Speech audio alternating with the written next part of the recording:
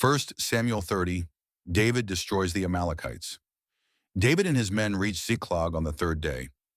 Now the Amalekites had raided the Negev and Ziklag. They had attacked Ziklag and burned it, and had taken captive the women and everyone else in it, both young and old. They killed none of them but carried them off as they went on their way. When David and his men reached Ziklag, they found it destroyed by fire and their wives and sons and daughters taken captive. So David and his men wept aloud until they had no strength left to weep. David's two wives had been captured, Ahinoam of Jezreel and Abigail, the widow of Nabal of Carmel. David was greatly distressed because the men were talking of stoning him. Each one was bitter in spirit because of his sons and daughters. But David found strength in the Lord his God.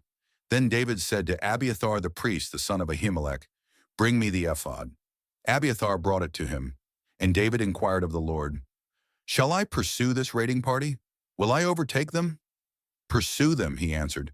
"You will certainly overtake them and succeed in the rescue."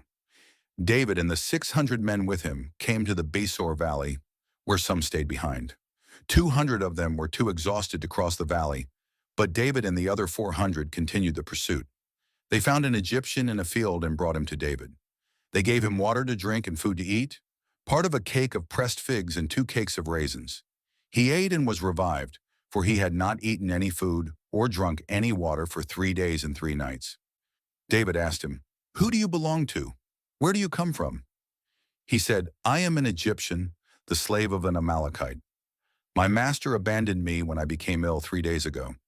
We raided the Negev of the Kerethites, some territory belonging to Judah, and the Negev of Caleb, and we burned Ziklag."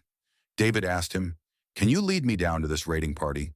He answered, "Swear to me before God that you will not kill me or hand me over to my master, and I will take you down to them." Please help support my channel at buymeacoffee.com/God's Word of Strength. Thank you very much.